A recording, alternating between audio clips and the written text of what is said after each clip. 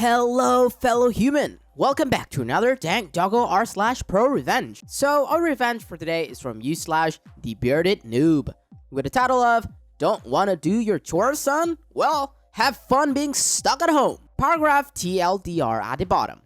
I hope this is appropriate here. So this story deserves some context. It's actually pro-revenge that my father did to me. Backstory. After I had graduated from high school and still hadn't found my calling, my parents told me I could live with them rent-free as long as I did one very important thing. Help out with the chores, don't bring any girls or friends home after 9 p.m., and occasionally offer to help with the groceries for the week. The lead up. It had been about 3 months, and for the most part, I was adhering to the second and third rule I was given. That's all changed when I met my first adult lady friend. We'll call her Roxy, cause she was pretty bad AF chick. Now Roxy was a super bad influence on me. She started getting me to stay out late, spend most of my paychecks on getting us booze and weed and such. I started slipping down a wormhole, to which I almost wouldn't have returned from. My dad from time to time would remind me, "Hey son, you need to make sure you're helping with the chores and mind throwing $50 towards the groceries this week?" Kind of reminders. That all changed after 3 months of being out of school and about a month and a half total of me knowing Roxy. We had come home from a concert in another city. For anyone who's calling my almost old fart age, it was a concert Papa Roach, and she told me she was too tired to go home and she wanted to crash with me at my parents' home. Well, the time, 2:30 a.m. We pulled to the driveway and I told her to be quiet. Of course she wasn't, cause it was Roxy. Soon as we step inside the house and I've just locked the door, she starts screaming the chorus line from the Twisted Sister, "We're not gonna take it," at the top of her lungs. Like clockwork, my parents' light comes on and my dad comes out of his room like a ducking cheetah. A ducking cheetah, I tell you. He sees both of us and look back in his room, turning his head, and he goes, "Take her home now." I immediately turn around and take Roxy home. She's all pissed and tells me I should stand up to my old man, yada yada yada. Soon as I get home, I know I can't go home, so I stay at her apartment with her. The next morning, there's a text on my phone. "Come home at your earliest convenience. Love, Dad." I know I'm dad because A, my dad never texts me, and B, if he does text me, he's more of a John Madden play-by-play kind of guy. What I mean is he's going to give you a paragraph of words for what could have been a single sentence or two. I kissed Roxy goodbye for what I'm sure is the last time I'll see another human being and head home. When I get home, he's sitting on the table with a pen and piece of paper in front of him. He tells me to sit down and then puts a piece of paper in front of me. The paper is an actual itemized list.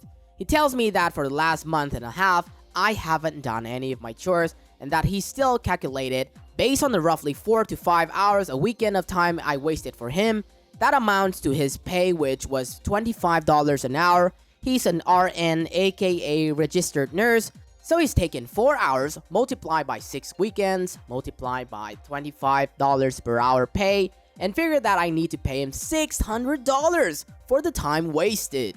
Then he's also, for good measure, thrown in an extra $100 for the 2 times he asked me to go for $50 to help out towards the groceries. He gets up and walks over and says there's a dotted line for me to sign, stating I will pay all of this back in 1 month's time. I'm adding all this up in my hand, and I tell him I barely $1,000 after taxes a month. He says I should have thought about that before I brought a girl home at 2:30 in the morning. He tells me if I don't sign this paperwork, I have 30 minutes to get my stuff and get the duck out. I legit almost start bawling and tell him that I want to sign the paper, but could I at least have a month extension? He puts his hand to his chin thinking, then he looks down at me and agrees. He says, "You have 2 months to pay me $600. And oh, by the way," he purposely hangs in this in the air for a good 20 seconds. "If you don't pay and continue to break 3 simple rules, there will be pain in your future." He revises the contract he's wrote up on the paper and I sign it. So a month and a half goes by and I've managed to pay him $450. So I haven't seen Roxy as much over 2 months because, for obvious reason, her cash pit has dried up a little bit. She then calls me on day 45 and tells me that she misses me and she wishes that we could hang out while I'm working so much overtime. I've told her that I have to pay my dad back or get kicked out. Of course, she ends up ending the call shortly after that, and then it happens. She texts me the next day about a show in another city. I hear all the usual, "Oh, it's a band I really like. I've been wanting to see them forever. Plus, I miss snuggling up to you at the concert." I somehow stupidly agree to go with her. Well, while we are up there, my wallet gets stolen out of my front pocket. To this day, I think Roxy did it, even though I've never been able to prove it. We go home, I drop Roxy off, and a few days go by. My dad comes knocking on my door, and now it's officially day 55. He asked me, do I want to pay him the last 150 or wait until the 2 months are officially up? I tell him I got him, and then I'll go back to the bank right now, seeing as I just got paid the day before. I look around my room for wallet, nowhere to be found. I go find the jeans I wear at the concert I was with Roxy, no wallet in there either. It's worth noting, I had and still have a terrible habit of leaving my wallets in my jeans after I've taken them off, and forgetting them for several days. I start panicking, as I cannot find my wallet anywhere. I check everywhere, the house, the backyard, my car. I even call the last place I was at work and see if they might have it. No one's seen my wallet. I go back to my dad, who's back in the yard cutting the grass, and tell him what's going on. He gives me half a grin and says, "Oh, sorry for your situation, but I'm treating you like a tenant now. Go back to the bank, get my money, and when you come back and pay me 150, we'll go from there." I haul butt to the bank, and my heart about to fall out of my chest as the tellers tell me my account has a balance of $3.42. My heart drops to the ground. Worth noting here, it was a local bank that I've banked it since I was around 13. I was 18 at the time, so they all knew me at the bank, and with some quick verification, gave me my info on the account. I head back home and tell my dad what happened. He puts his hand on his shoulder and says, "Oh, that sucks. Well, you know, I'm going to have my 150 bucks still, right?" I tell him there's no way I have the money to him in 5 days or less. He says, "Okay, well, how about I drive you to work, seeing as you don't have a driver's license right now." He drives me to work, which I'm there for roughly 8 hours. The revenge, while at work, my dad pulled out his massive collection of craftsman tools and proceeds to drain all the fluids in my car. He gets a buddy to come over and help completely remove my motor, my transmission, and my tires. My dad and his buddy, being ASE master mechanic, managed to do all of this in an 8-hour shift of me being at work. At the end of my 8-hour shift, my dad is in the parking lot waiting for me. He's in his work coveralls, which I find funny, and he's got grease all over his arms. He drives me home, and I notice my car is pulled into garage and on jack stand. I look at my dad and ask, "What's up with my car?" He points to the garage. "Oh, go ahead and see. I've got my 150 bucks today." Jump out of the car as it goes into the park and run over to my car. There's a note in front of it from my dad's mechanic friend stating the motor, transmission, and tires have all been sold to him for 150 bucks, and that he will happily not only give me back my items, but that he will help me install back to my car, but that I have to work for him my 2 days off for the next 4 weeks from 7 a.m. to 7 p.m.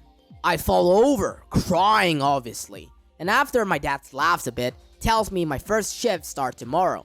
It is further worth noting that my dad actually owned this vehicle, and it was titled, tagged, and licensed in his name, so technically he could do whatever he wants with it. He had just chosen to allow me to use the vehicle as mine. I would spend the next 4 weeks working with my dad's mechanic friend on my days off. After 2 days of working, we'd bring few pieces of my car back to the house, and he'd been teach me how to put these item bags together, and slowly but surely, I learned out to be my very own mini DIY garage mechanic. This may not fit here, and my dad did ProRevenge on me, because shortly after I lost my car, Roxy dumped me. And of all things, my dad took 6 months out of my life to teach me how to be a somewhat responsible adult.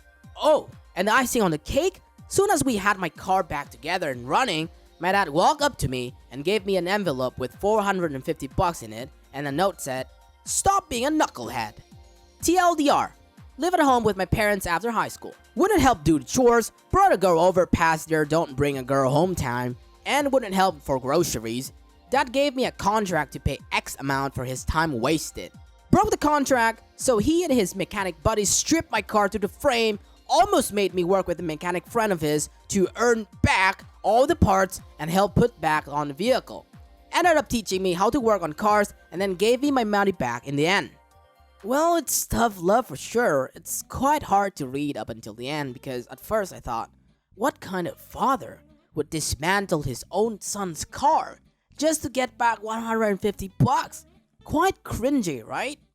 And not to mention that the amount of money which OP owed was purely made up, in my opinion. He calculated his hourly wages in accordance to that of a nurse, which was extremely unfair to be honest. But at the end, OP's dad actually returned the entire $450, in which OP gave it to him. OP's dad taught him how to be a responsible adult by introducing to him some of the adult's life basics like, weekly groceries money, rents money, cost of hiring someone to do the chores, and a contract of loaning cash. These kind of lessons will probably stay forever in OP's memory. Because if you pretend this wasn't OP's dad and instead a real landlord, then surely they don't give a single crap about you losing your wallet and such, and probably would just have kicked you out right away. Likewise, if you can't return an agreed amount of money that you signed in a contract, then you'll have a big trouble with the law. As for OP himself, I don't quite blame him for, not being wise enough about everything because he had just graduated high school. He was like 18 and become, a young adult, kinda. So many of his decisions were dead wrong, but it was expected of him to act in such manners.